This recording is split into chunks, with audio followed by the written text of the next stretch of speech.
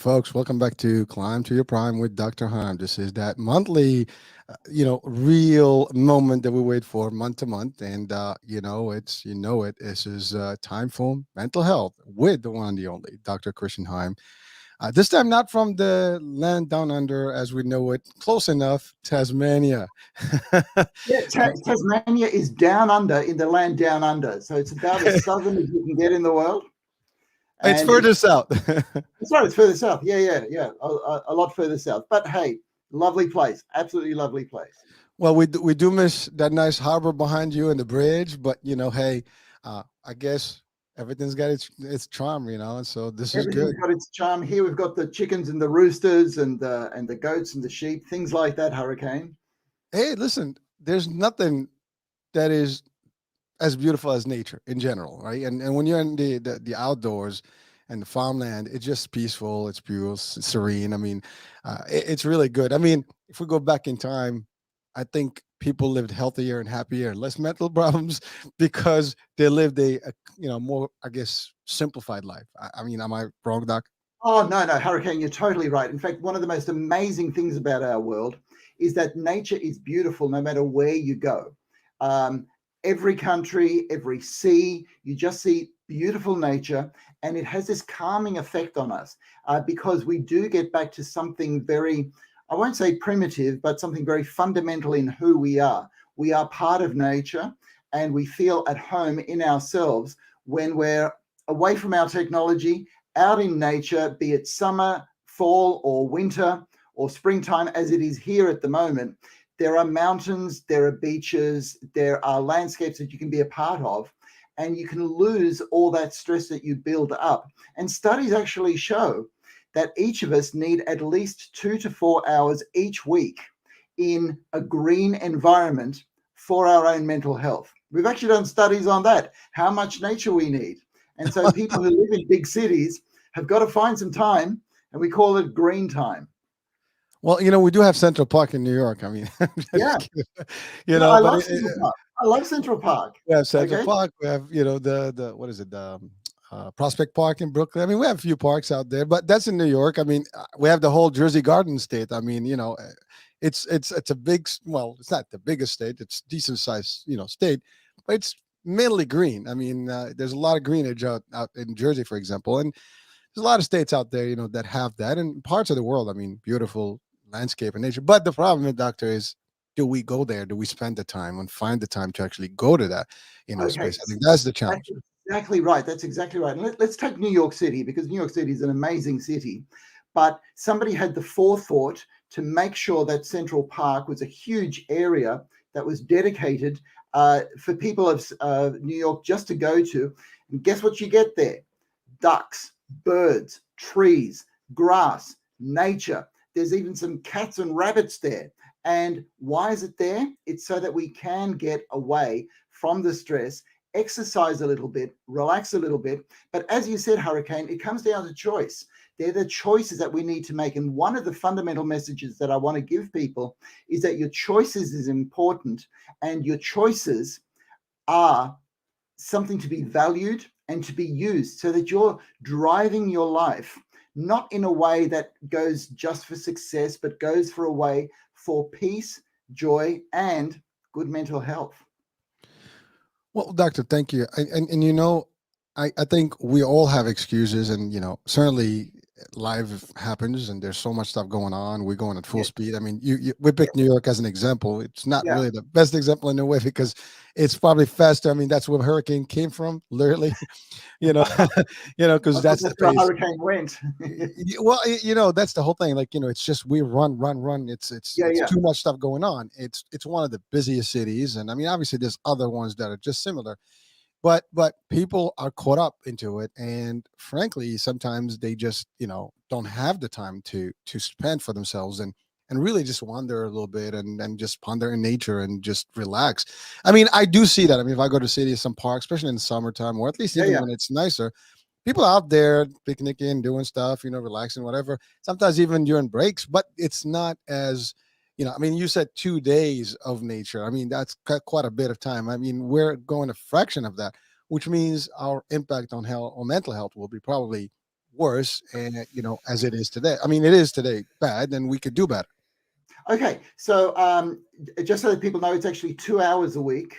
Oh, That 2 hours a week. So my yeah, mistake. that's all right. 2 days is a bit difficult, but I want to actually emphasize and explain in the brain what happens and why that is. Because at the moment, what we do is we get caught up in our world and in our lives and in our work, and then we go on holidays and we de-stress, and then we say, oh, we feel good. Then we go back to work and we stress up again.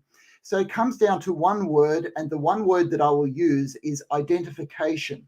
So it means that whatever we have in front of us, we can get caught up in. Now, the opposite of identifying with something, so becoming something that is right in front of you, is mindfulness. And all of psychiatry, all of psychology talks a lot about mindfulness at the moment. And we've talked about mindfulness before. Mindfulness is being present in the present moment in your mind, so that you notice not only what's going on in your mind, but you notice the world around you. And this is the effect that nature has. Just 2 hours a week in something like a forest, a park, a beach, or at the mountains actually stops you thinking about what goes through your head and your work or your worries every day. And we've all got worries. I have worries. You have worries. We all do. Mm-hmm. But when you're in nature, because you are part of something that is larger than you, your brain, which is something that is inside your head, but it tells your mind, which is something much bigger than just your head, that you are part of something bigger. And nature is that thing that we are all part of that's bigger. So how does this work in the brain? It actually means that the chemicals that we have flowing through our brains are more to do with serotonin, which gives us that feeling of calm, which is more to do with beta endorphins, where you feel together and at one with the world. We can actually measure that feeling of being at one. And also dopamine, which mediates all of our pleasure with life. And it gives us our sense of reality as well. That's the other thing that dopamine does. It gives us that sense that we are part of something that's very real, rather than all the worry that's going on inside our minds. So to sum up, mindfulness means getting out of your head and getting out of all that stress that builds up in your brain, to realize that you are part of something bigger, that the life that you lead is something bigger, and that dissipates all those stress chemicals and lets flowing all the calm chemicals like oxytocin, dopamine, serotonin, and beta endorphins. Woo. Well, thank you. By the way, that That's explains right. that explains why when we're in nature, we're happier people. We're much cooler, much relaxed, and just much better human beings, I guess, to be around, as opposed to when you're just like into that industrial level of life, which is not really happening. So, I mean, I always get amazed when you explain it to the chemical and the brain, functions and how it all operates. By the way, today I thought about you, doctor. I was driving and I saw a store. It's serotonin. I think they have. I don't know what they do there, but it's weird. I got to find out more about that place. But I did think about you. Well, there's a store called Serotonin. Serotonin. I'm not sure if it's maybe they do some treatment there, whatever. I mean, Yeah. I just saw the sign, I'm like, huh? It kind of sounded weird, but I was like, hey, man, there's something. You never know. Well, thank you, doctor. So again, it's we started the show. We immediately got into the nature stuff. By the way, New York City today was really in a bad shape, because we had a lot of rain and there's flooding all over. So today is definitely not maybe a good time to be in nature, but really it was just very gloomy, ugly. I know you guys are just starting on spring right now, so you're like, yeah, rub it in. We got spring going, and we're going the other way. That's right. That's right. Sorry, Hurricane. No, that's it. Okay. Yeah. So these things do stress us in the world. So Greece has floods today. There's a hurricane in New York. We have bushfires here, and we can get anxious about this. But what the brain likes to do is to be mindful, so that we feel that we're part of a flow of something larger, so that we can feel confident that we're going through this together. Okay, so look, Hurricane, I had a rather stressful day at work yesterday. fact, the whole week has not been the best week. Today, I'm heading out to nature. I'm going to go out there with the person that I love to see a few things, to calm us, to get back to that center of feeling that you are part of the dopamine, oxytocin, serotonin, and beta endorphins flow. Well, so Doc, there's something you said there. Oh, You're yeah. it's been a rough week and you're doing something. You have that already in the plan and you plan to go, but you're not going alone with someone you love. Yes, that's right. How important is that to have someone that you share those feelings with and things in the event of a stressful time, week, whatever, especially if you're to decompress.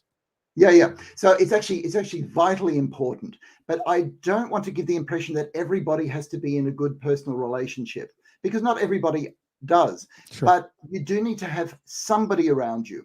If it's a parent, if it's your children, if it's friends, if it's just a couple of colleagues that you get together with on a Friday night just to de-stress, we are social creatures. We want to be part of the herd because we are going through this together. In our heads, we all feel so alone because the experience of life in our heads is so lonely. But when you just talk to somebody, that's when the chemical beta endorphin really kicks in. Beta endorphin gets shared when we laugh together, when we cry together, even when we're in a football crowd together. Beta endorphins is what gets released. It's what gives you the feeling of being part of the human herd. And just like zebras or giraffes, we want to be part of the herd. We want to do it together. Of course, we specialize in relationships so that people who are in relationships can keep their relationships together and even make it better. But as I said, whatever people you are in relationship with, be it family, friends, or colleagues, look after those relationships.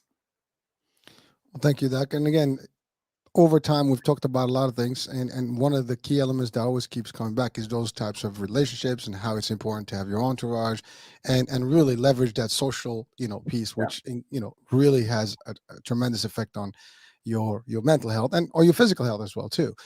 Yes, So thank you, Doctor. Well, just a reminder to people watching and listening right now. I mean, we are live, and certainly the show will replay, of course.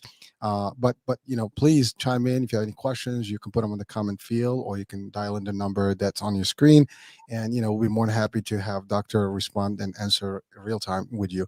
That being said, Doctor, I want to before we get into today's really episode is about we're doing a second part of Chat GPT versus you, Doc.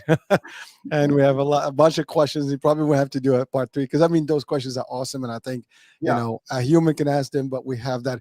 So I have one question that is going to be funny and maybe interesting. I don't know, but I did ask the same question to someone who was a writer, and they're feeling about how AI will affect the world of writers and authors, Yes. because AI can actually write books. I mean, right now there's Yeah. AI that can do movies and do stuff like that. So, Doctor, I know AI is intelligent enough to learn things quick, and there's a Yes. lot of information on psychiatry and psychology. Yes. Is there any point where psychiatrists and psychologists can be obsolete, in the face of the threat of AI, if it is even a threat? A threat. Okay, so I don't see AI as a threat, Hurricane. It's a tool. Okay. And the question is, how are we going to use that tool? Will we use it for good, or will we use it for personal gain, and dare I say it, evil? Because as I've said before, there's something about the human heart that has a line in between good and evil drawn right through it. So that's our choice, and it's all of our individual choice as well. And okay, Hurricane, a week and a half ago, I was at a lecture talking about how artificial intelligence is going to be used to help clinically diagnose people. And the way AI is going to do that is they're going to hear all of their words and all of their sentences, analyze their sentences, and then come up with a word to describe their mental state.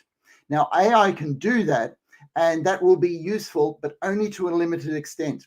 Because you see, I've never come across an AI computer that has an anterior cingulate gyrus, right? Now, in our anterior cingulate gyrus, that's where we generate empathy. That's where we generate that feeling of being together with another human being. And right now, you see your head's just nodding a little bit. That's because your anterior cingulate gyrus sort of says, hey, I like what this guy is saying. I sort of feel together with him just on that point. And that makes you feel good and that makes me feel good. And we can do that. And all these little interactions that we have as human beings are very important. So when I diagnose somebody or work with somebody in accident emergency, those little things go on. They either feel more trusting in my presence, okay, or they feel a bit alienated. And that is something that a human being can do that an AI will never be able to do. So, do I think that AI will be able to replace psychiatrists and psychologists? The answer is no, but I don't think that AI can replace writers either, because once you get to know a writer, it's not just the book and the story that they're writing. You feel that you're kind of in relationship with the person who wrote this as well. Well, thank you, Doc. And by the way, the response was very similar, when I asked that question. And this person is a terrific writer and author. And he said that, it's never going to be there because the personal touch is never Yeah, going to be the same. that's And right. you're right, that feel like when you read something, you can literally feel that person behind, the Yes. writing skills and stuff. And the reason I asked this question because there was a study that I was talking to someone and they shared with me that one of the industries or the areas that people are fearing is that, for example, in the medicine space, someone can literally just put all their symptoms and things like that, and AI, because it knows basically all the words, all Yes. the concepts, Yeah. all the diagnoses and the prognoses that have ever been written. It can actually give a treatment. It can give things which basically will probably have less people rely on human factor and just kind of relate just on or rely only on the actual AI concept, right? So that was the reason I started asking this question, because like every industry is different, but certainly, I mean, if it is intelligent enough to really gather all the information and stuff. But I love what you said. It's really the idea that yes, it will do most of the work, and now you add your personal touch, your actual empathy, and everything else that's going to shift that personal touch, because people seek help because they need someone to talk to and things.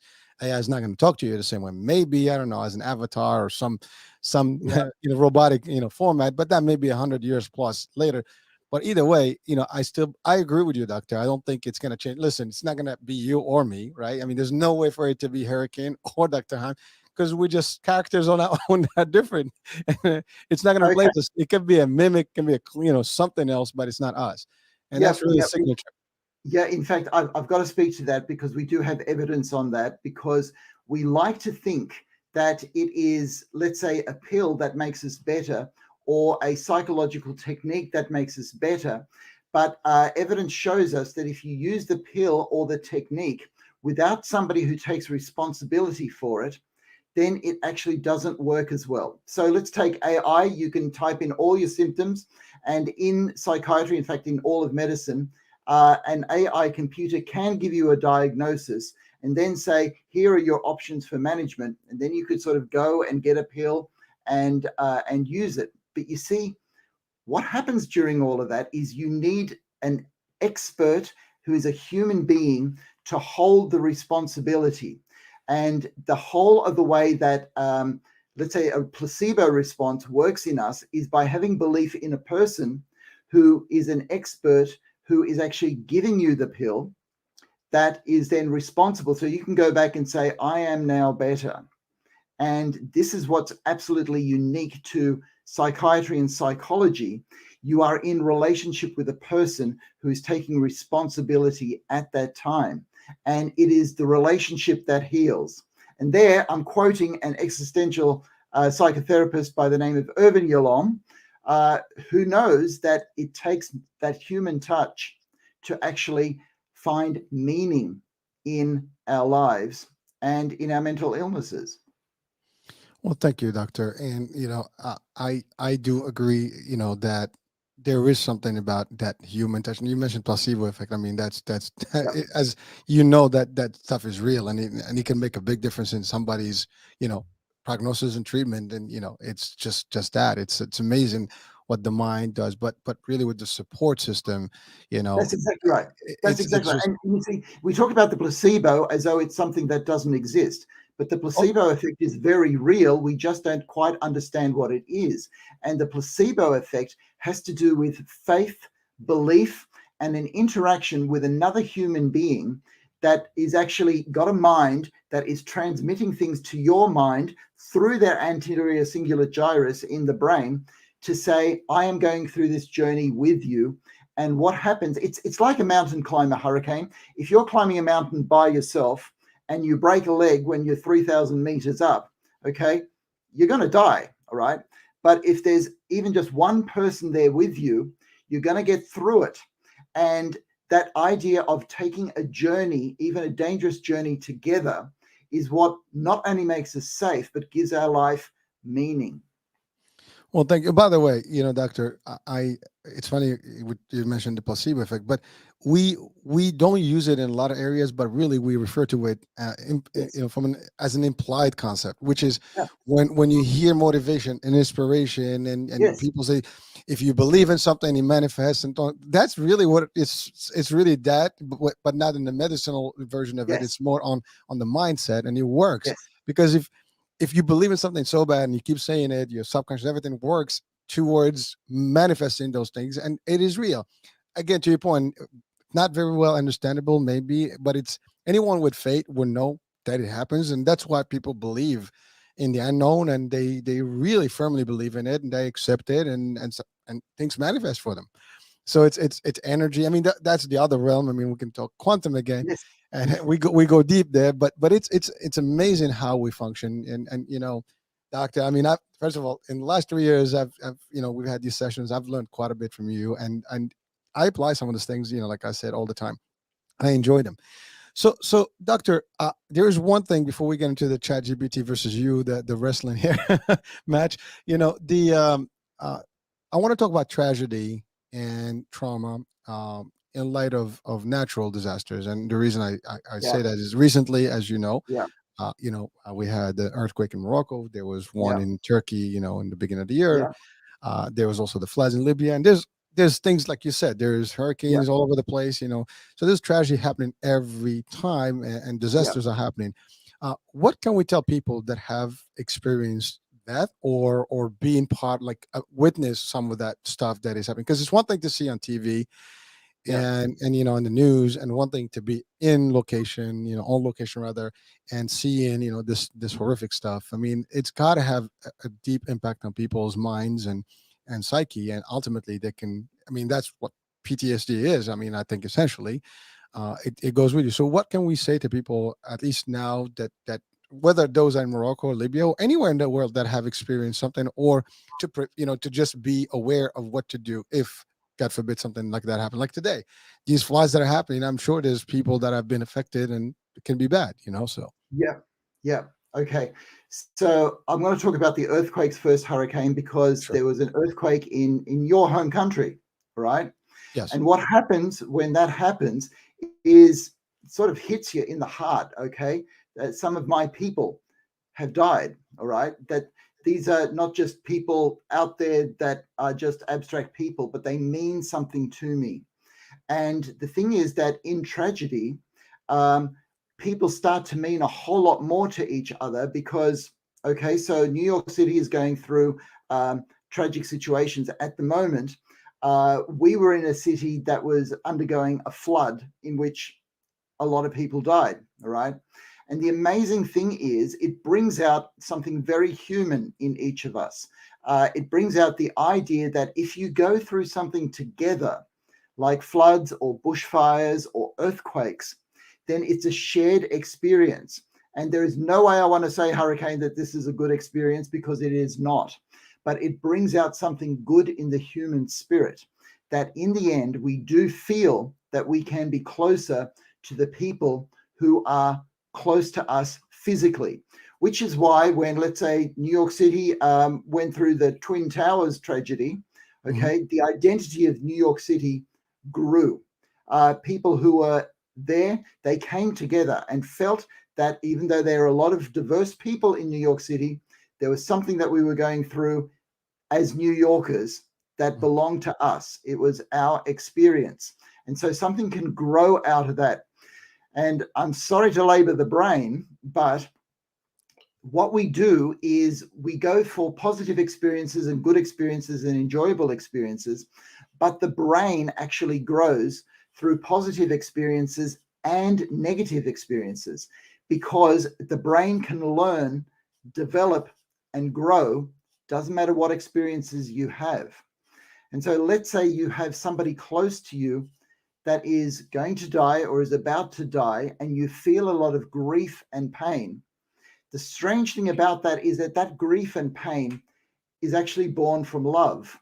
It's because you care about that person that you are now going to have a grief reaction because of losing that person. So it actually underlies the whole idea that we're together, going through life together.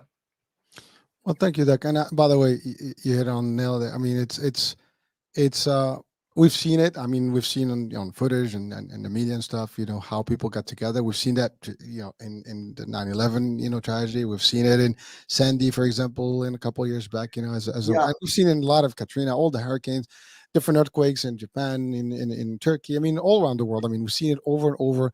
And you're right, that sense of unity happens out of tragedy, and people kind of work yeah, with each other to support each other, physically, financially, and mentally, to get there. But there's nevertheless there's gonna be an impact on some specific folks that will linger longer once this whole thing gets settled. Because I mean, I think that shock in the moment, everybody's energy, yes, adrenaline is going, but once it dissipates, then you have those I guess reflections on the events, and it becomes for certain individuals very difficult to manage. yes, So I guess there is probably a need to maybe, because some people may not have the ability to access mental health the way we have it. For example, in some of the like in Morocco, mental health is not as perceived the same way as it is in the West. And I'm not saying it's not doesn't that's exist. exactly They right. do have they do have doctors, they do have, but it's not at the same level or the same accessibility that we have, for example, in the US or Australia or in Europe. So it is different. And some of these folks and there's also that we talked about the culture part and the religious taboos and things like that, where people tend not to see. I mean, it's something from God, and it's acceptable, and it's Yeah, it's it's fate. And by the way, it is what it is. We do believe in that. I mean, that's just part of our beliefs, is that yeah, when something happens, it happens. It's ordained. We accept it for what it's worth. We believe there's a good in it somehow. And some people are like, well, what kind of mumbo jumbo are you talking about? But that's what fate is about. And and it's really real, and it makes people stronger in a way. but yeah. but but but nevertheless, there is some people are not as strong in their faith, and maybe they need some additional assistance through the modern version of things. Okay. Yep. Yes, sorry, Hurricane. I want to speak to that because um, I said that the brain can learn through positive and negative, but I want to translate that into practical things that you can do going through a tragedy or trauma or an acute situation like this. And this is what I tell people who have gone through that, because I have worked with a lot of people who have PTSD, including because of events like this. So, if you've gone through some of that, the natural thing to do is to seek out other people, to be with other people, to hold somebody close, to have a cup of tea with somebody, to huddle under a blanket together. And so after things like this happen, I tell people, or let's say you've just watched it on television and you get shocked. What do?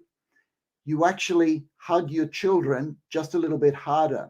You tell them that you love them a little bit more. You tuck them in at night and spend a bit more time with them. And you do this with all the people that you love. You value the people around you just that little bit more. And that is the brain learning from a negative experience. And what you learn is, if there can be a earthquake in Morocco where people can lose entire families quickly, then you are valuable to me, and I am going to value a whole lot more. I'm going to say that to you. I'm going to act as though I love you, because I do, and I'm going to hold you a little bit closer. Now I've got to take you to a bit of evidence that we have, because we in the West think that after you witness trauma or go through something like an earthquake, that you need to go see a counselor. And it's actually not the case. Okay, so we did a study in a place called Newcastle in Australia. In 1989, there was an earthquake there, and people had PTSD. And what we did was we got a group of people that got counseling and trauma therapy, And we got a group of people that had nothing, except they were monitored every now and again to see how they were going.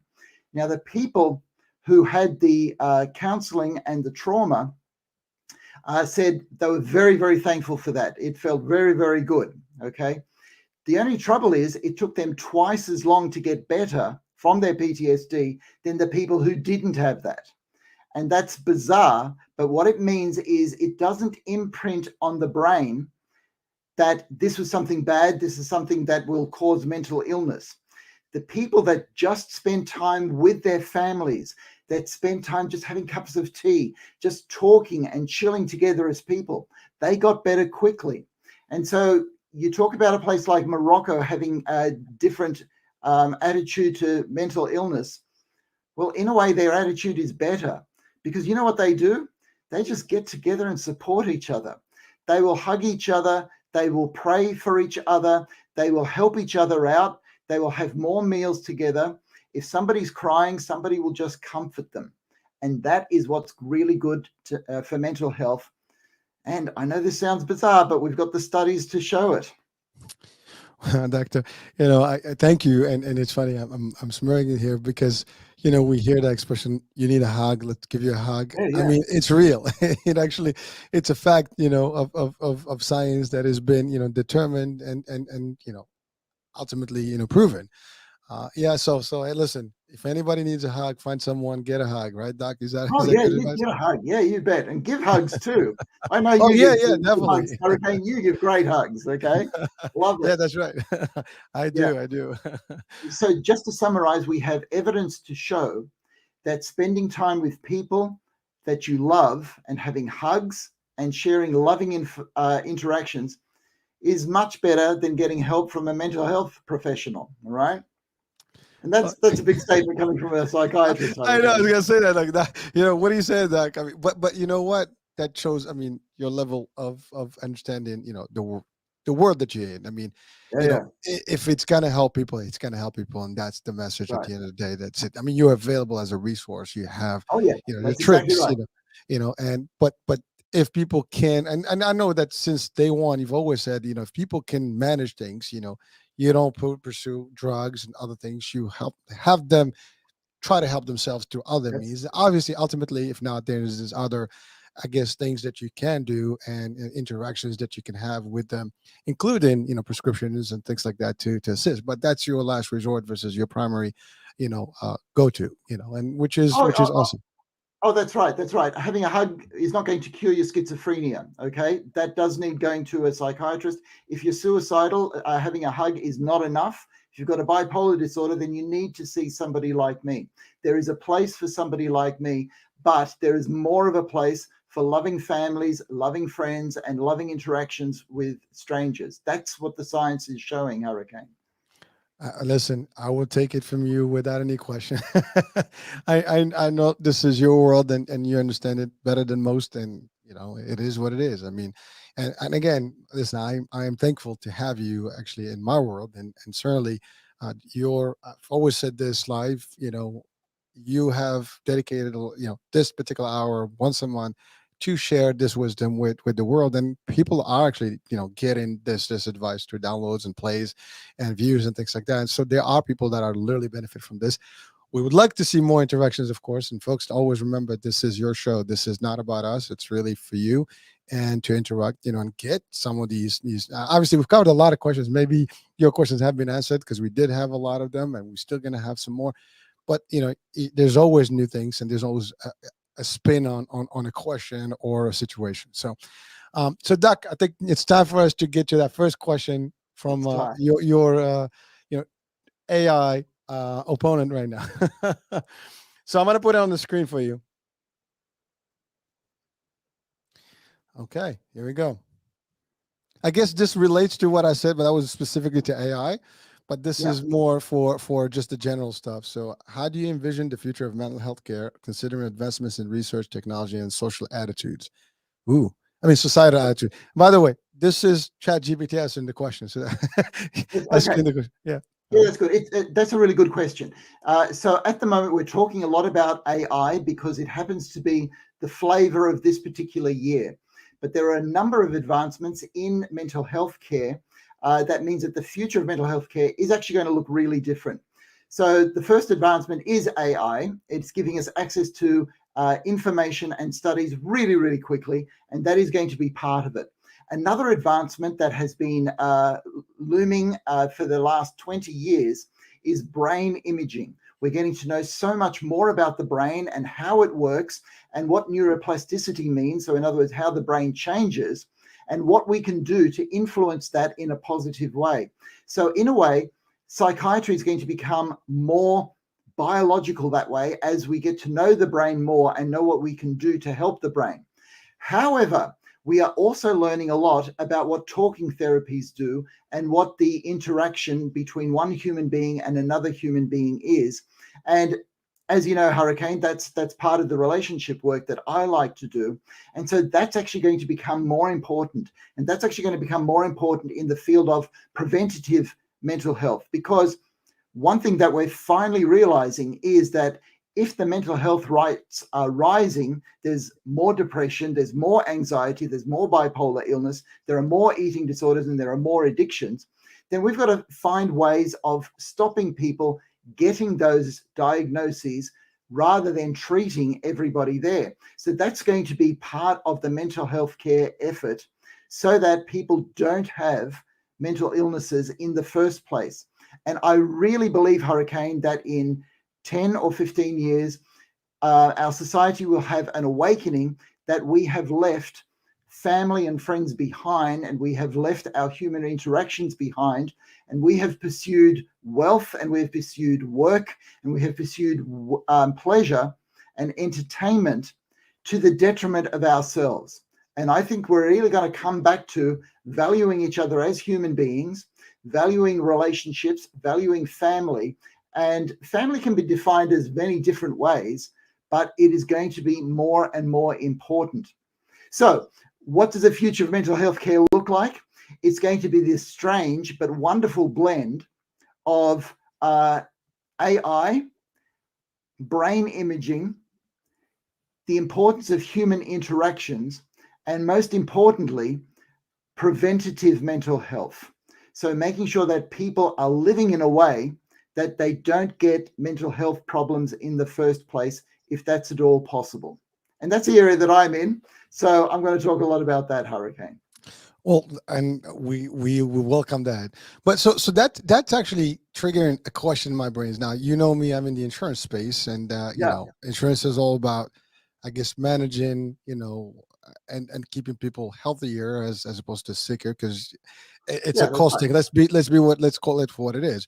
You know, insurance likes people to stay healthy because it pays less from a Yeah, selfish, you know, reason. But in that same note, it focuses on preventative healthcare yes, in general. yes, But so yes, so here's a question, and this is not necessarily just for your doctor, for anybody that's listening out there, and for the experts and industry and healthcare industry stuff. Why is it that we do have a physical that is annual, but we don't have a mental, annual? Maybe that's something that needs to be incorporated in our lives today. I mean, considering everything that's happening to us day in, day out, it should be an annual checkup for your mental state. And, you know, it's not like the taboo. Oh my God, I'm seeing, I'm sorry to quote this, the shrink, or I'm seeing whatever, you know, like someone, you know, yeah, like a psychiatrist. Oh my God, you know, this is like, you know, I would need to see like how well I'm doing. And, you know, I maintain that. If we were to implement something like that, that can change the dynamics. You're talking about preventive and being ahead of the game. You know, that's what we do. We go do the physical. So we're early detection, prevention, everything. You can see things in advance. If there's a trend, there's something happening, you can literally take care of it before it gets worse. Similarly, yes, if you have some traits of mental illness that is building up, or you have some, I don't know, stress, depression, whatever is building up, that could lead to serious problems in the future. Why can we add that? So again, if we're out there, I mean, something to champion maybe in the insurance space, in healthcare, and become, you know, and maybe more psychologists and psychiatrists can become part of that front, and, you know, really add that to that annual checkup like you do. We do the same thing. You go to your routine, you know, oral hygiene and oral health. You know, you have to do that every 6 months, whatever. We do it for eyesight. You know, a lot of people do the annual checkups for the eyesight. I mean, mental health is just as important, if not more important than everything else. Because if this goes, everything else is not going to work properly. I mean, again, this is just me. So, doctor, what do you think of that? Hurricane, Hurricane, that's a very good comment because what you're saying is very right that mental health is important as dental health or any other sort of health. But one place where there is change is actually in the workplace. When I have, let's say, yearly talks with people who work in my organization under me, we've actually got a few questions now written into that says, how is your mental health? How is your work-life balance? Are you taking care of yourself? And at this stage, it's only to make sure that the conversation is had, but we are seeing that mental health is very important. So if we start having these conversations, and in Australia, we have this thing called Are You OK? To make sure that people talk about their mental health with their colleagues, because there has been a lot of stigma around it, around mental health. There's a lot less now because, unfortunately, because so many people suffer from mental health problems, that people talk about it more. But the more that we talk about it, the more that we can encourage each other to get through this life together, the more that we are actually working in this space of preventative mental health. And you being in insurance, you know how important that actually is, Hurricane. Oh, I can tell you, it's one of the areas that sometimes, from a cost aspect of it, it is costly. And behavioral health is, sometimes not covered 100%. There's certain things it can be also very extremely, expensive for Yeah, the patients, for the insurer, and so it's and the other thing, you want to do this where it's outside of the clinic. You don't have to go and admit people, into the facilities. Now, probably okay. facilities not going to be happy about what I'm saying, because it's good to have patients in place. I mean, obviously some people that own these facilities, obviously that's business for them, but those need to be like, when, like in the time of COVID, we live the actual beds to the people that need it the most. Same Yeah, concept. If someone is really advanced and they need to be in an institution, that's a different story. But if we can prevent people from even getting there, yeah, and again, we've touched on the subject of suicide. You can potentially, if someone is going to a doctor annually and there's an evaluation, there's a tracking, there's a good chance that you will reveal a potential, yeah. tendency that can lead to something of that nature that we don't have today. And by the way, it doesn't matter what part of the world it is. Whoever is willing to take this initiative and get it started probably will be ahead of the game in this particular battle against mental health and Yeah, mental yeah. behavior. So Yes, and this harks right back to the AI question that you gave me a few minutes ago about the future of mental health. This is what we call preventative mental health, uh, making sure that people are seen and that we have things in place for people to make sure that they don't have mental health issues. And what the evidence shows us that we actually need each other. We need good interactions with each other. We need to foster our relationships so that we have a healthy flow of dopamine, oxytocin, serotonin, and beta endorphins so that we can prevent mental health problems. However, there are some mental health problems that will always need the help of psychologists and psychiatrists. well, thank you, doctor. And there's one thing that we've covered over and over, and I don't think it's going to go away. The environment, the financial aspect of things, businesses, all these things have Yeah, a direct impact on the mental health. I mean, it has on the physical, but certainly, I believe it has more of a mental than a physical stuff. People get tired, yeah, but they because they're depressed or they're stressed more than actually because they're physically tired. yeah, I mean, so we just need to do more of this work, and hopefully we'll get more people into the top shape. And certainly using the different tools, and like going out in nature, doing things, the breathing techniques, all the stuff, and seeing a yeah. particular psychiatrist or psychologist to help, early on. I really think, I mean, we do all those checkups, just add one more. I mean, uh, you will save in the long run. I mean, whether we're in insurance space or whoever it is, I think it's going to be better, for people. But that's just my opinion. Oh, no, uh, no, definitely, definitely. Great idea. all right, well, thank you, doctor. So now, we're gonna go to our second question. So I'm gonna Okay. put it up on the screen. Here we go.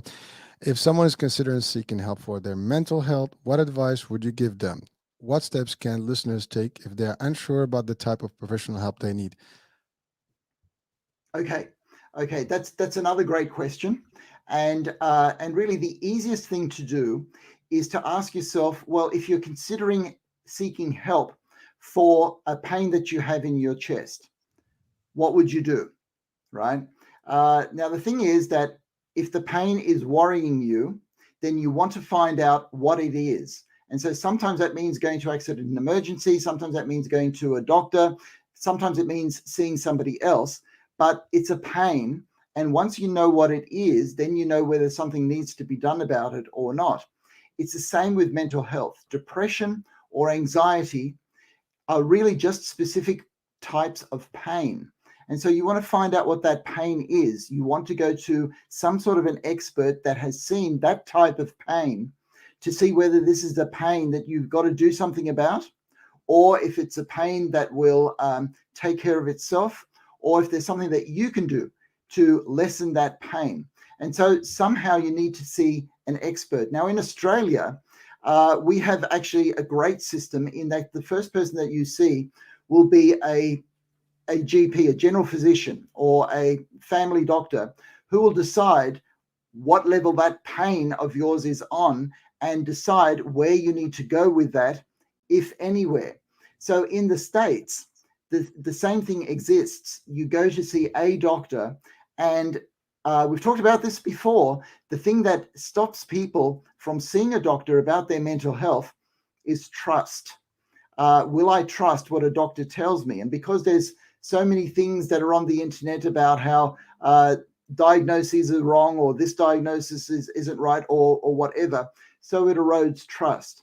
But it's very difficult to get through life without trusting somebody somewhere. So I would suggest to people that they find a mental health professional that they trust. How do you know if you're going to trust them? You meet them, and then you build up a relationship, and you go with them, and you can actually ask, can I trust you? And the person will be hit on a very human level and say, well, yeah, you can. I'm giving you the best advice that I have. All right. And if you feel that trust build up, then you're already on a journey that can help your mental health. Well, thank you, Doc. Well, Doc, I think most of psychiatrists and psychologists, like, well, maybe I don't know. I mean, I know for primary care doctor or GPs, typically, I mean, you don't have a consultation. I mean, you just do a visit. Now, is there a practice where there is a consultation just to kind of get to know each other first before you even and same thing like with a lawyer concept, right? You meet with them, you have a discussion. I don't know if that's something that is real or Yeah. not. I'm asking the question because Yeah. maybe that can change the dynamic if you are able to talk to someone and get to gauge them. Is this going to be a good I guess match for me? I don't Yeah. know. Yeah. Just a question that came up. No, that's actually a very good question. But the thing is that there's so much of a need for people to be seen by doctors, and there is a worldwide doctors shortage, and good grief, a worldwide psychiatrist shortage, that there's never going to be enough. So that idea of seeing if you fit in with somebody before you actually start working with them, we Not don't have gonna. the resources for that. So sometimes you've actually got to trust that this person has done a medical degree, that this person has seen thousands of people, and that other people have trusted this person. And the thing is that, Hurricane, we live in a world of social media where you can get a lot of information yourself, but you don't know if you can trust that information. And by the process of getting the information yourself, you start to trust the information that you get on the internet rather than trusting a person. And the thing is that if you are in pain, so depression, anxiety, or addictions, and you want that pain gone, then somewhere along the line, you're going to have to trust somebody. And healthcare professionals can be trusted. I mean, I got to say, you don't go into the healthcare profession for money. You don't spend years and even decades studying, okay, for lifestyle issues. Generally speaking, what I find is that people go into healthcare because they have a heart for other people. And in brain terms, that means they've got an anterior singular gyrus that is making too much empathy, so they want to share it with others. They do actually want to help you. And so if you can go in with that assumption, okay, then more often than not, 99% of the time, that expectation will be fulfilled. Are there unscrupulous mental health professionals? Yeah, of course there are, because humans, unfortunately, have that ability. But just like a relationship, you've got to trust sometime. You've got to take a plunge. You may get hurt. But you know what? 99% of the time, you won't. They're there to help you. Well, thank you, Doc. But we do live, as you said, in a world that there is some gain, to be made, and financial gain, Yeah, period.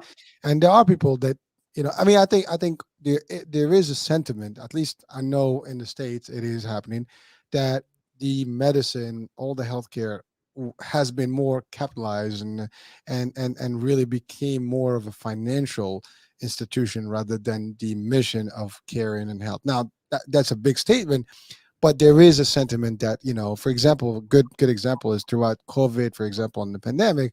There's a lot of talk out there about, this is all about the money. It's about, generating revenue, the pharma, this, that, the other.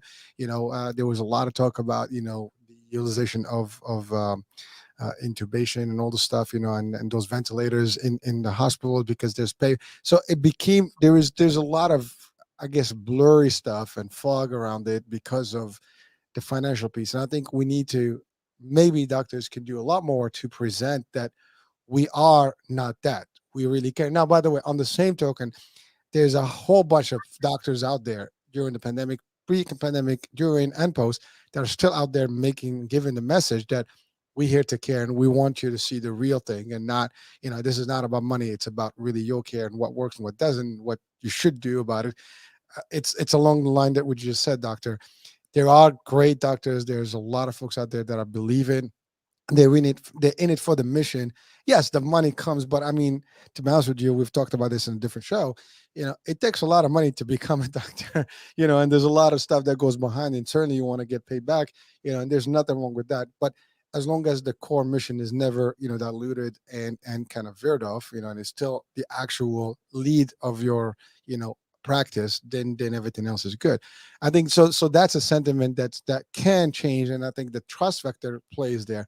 But you're right. Like, people yeah, can follow people today. They can yeah, see your track. You can see things. They can Google you. They can search you. There's so many things. Although there's some credentialing, you can search someone's practices and things like that. I can tell you, I'm in insurance space. We investigate these things, and we've seen a lot of doctors that do the wrong stuff, and they get penalized. We've seen pharmacists that do bad yeah, things and they get penalized.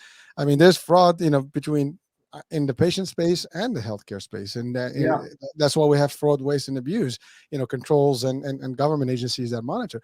But it's for the general public, it is risky, because you don't know who to trust. Sometimes you don't know if I'm yeah, just getting the pills because I'm getting, the pills are paying me, or, and there's a lot of talk about that in general, especially when it comes to prescription drugs and things.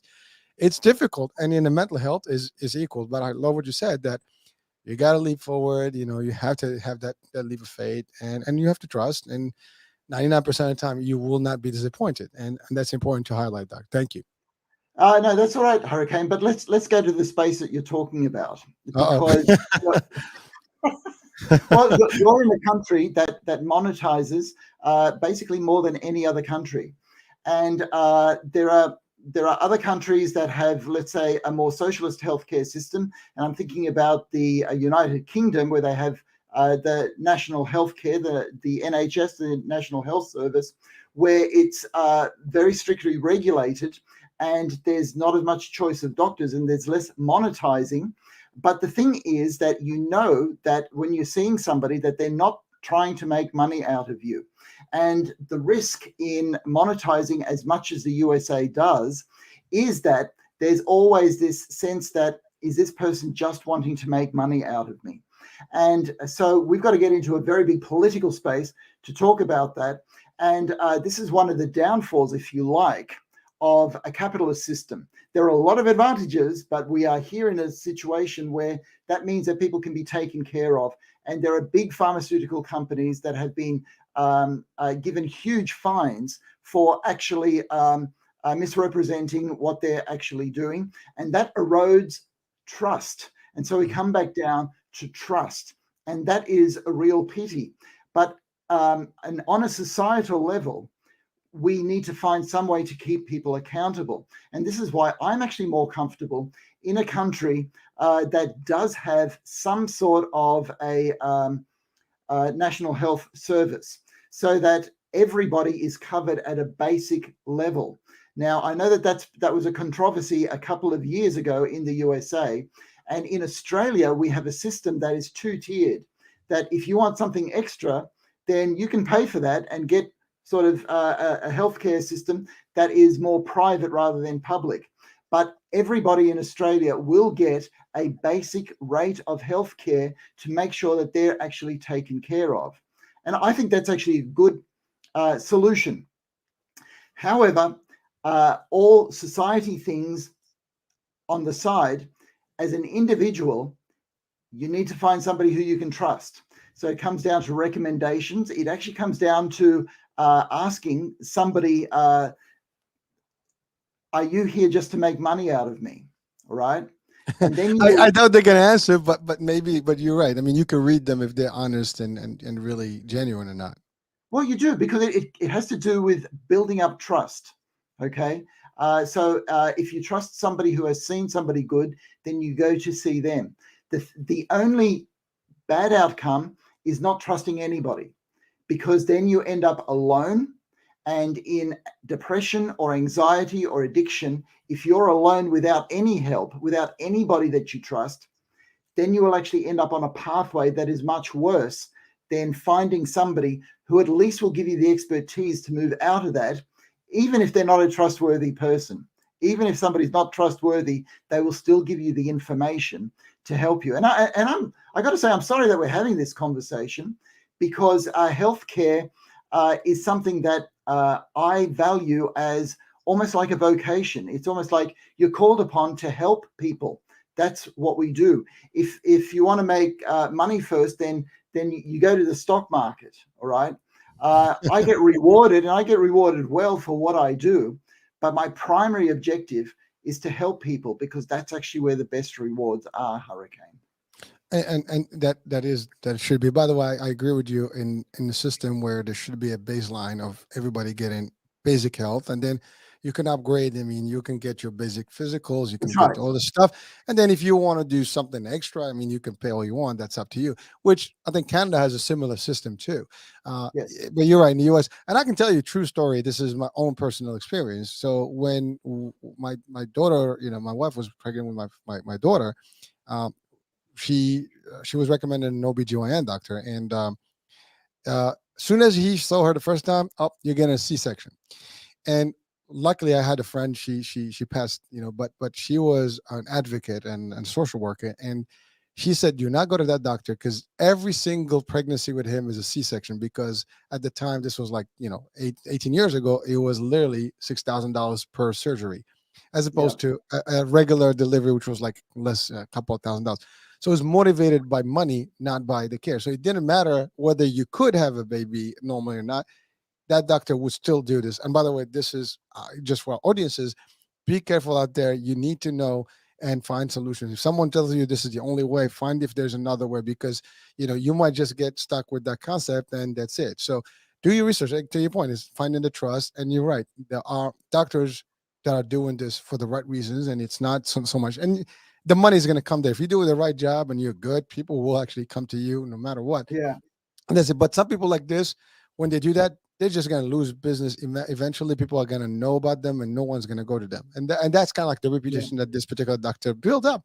And yet, by the way, she did deliver normal without any problems. so, Yeah. so Yeah. essentially, if we had gone to him, she would have just had a C-section for nothing, which is higher risk surgery. This, under the gun, anesthesia. I mean, under the knife, anesthesia, all the stuff.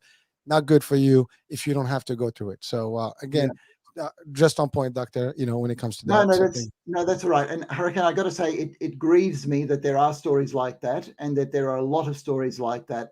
But we have to have our eyes open, and I have to be realistic about this. Okay, not every doctor out there is a saint.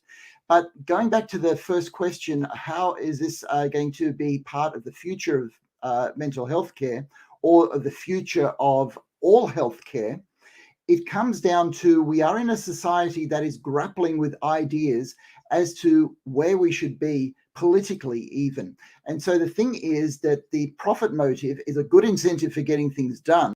But how do we use that while de-incentivizing ways of lining your own pockets rather than actually helping there? Because the fundamental thing about capitalism is that you get rewarded for service. And the thing is that if we keep that focus on service and find ways of incentivizing good service to people, then you'll be using the system to its good end rather than its evil end, because unfortunately the spectrum exists no matter what political system you're under.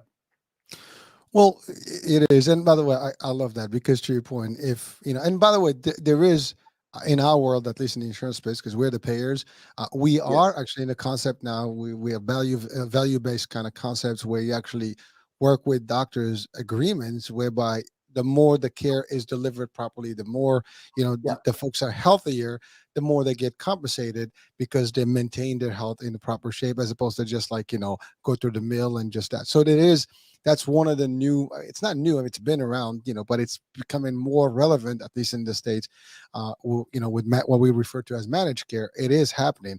Now, is it in the commercial space? I'm not sure. I mean, because I don't, live in that space, but at least in the government programs, it is happening. So there's a trend towards that. And I'm sure it's going to get better because it's a way to control the care, to control the cost, and also provide higher, care to the patients and to the, I guess for the plans of the members. So it is happening, and it's just gonna get slowly but surely. So there is the light at the end of the tunnel, as they say. Yes, there is. There is. All right. Well, listen, Doc. I mean, we just hit the hour mark. I know you have a date in nature that you Nature and gotta I, we're that going to you get it gotta. on tonight. Yes. That's right, baby. That's right. And listen, you gotta have it, and it's beautiful. Again, for those that are just new to the show, I mean, Dr. Heim and Dr. Colline, who's behind the scenes right now, we had a terrific show. They had actually they have a book that it's about resilient relationship. So they really have a great relationship, so they practice what they preach, out there. Um, but yeah, so doctor, thank you so much for, I mean, we've barely scratched the questions. I mean, I have like Yeah. tons of them still left, so we'll keep bringing those questions up, and I believe that you're pleased with those questions, and they really hit on some topics that are very I guess vital, to the discussion of mental health. So we will bring the additional questions next time, and we have a whole list that's actually on our comments right now, and I have a whole bunch of other ones. So we'll that are mixed between GPT and humans. That's funny, humans and GPT. That's cool. But yeah, so that's it. So folks, by the way, any last words for today's episode before we close the show, Doctor? The only thing that I want to say is to overcome the trust problems that we have in our society, because they're there in every society.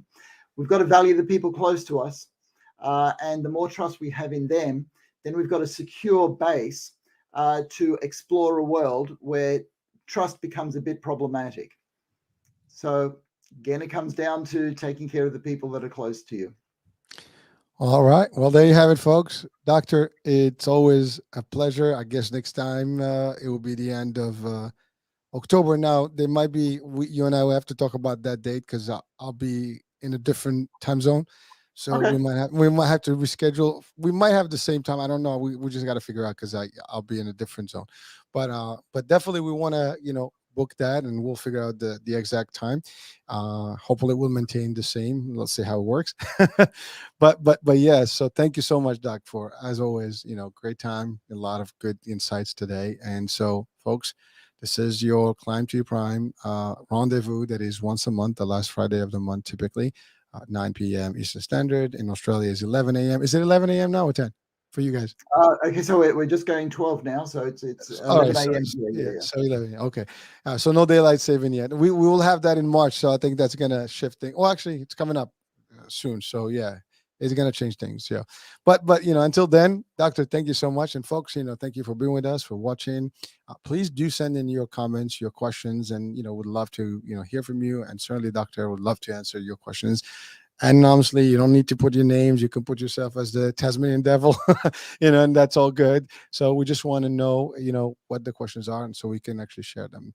That being said, American Age. We'll be talking soon with a new show on topic. Bye for now.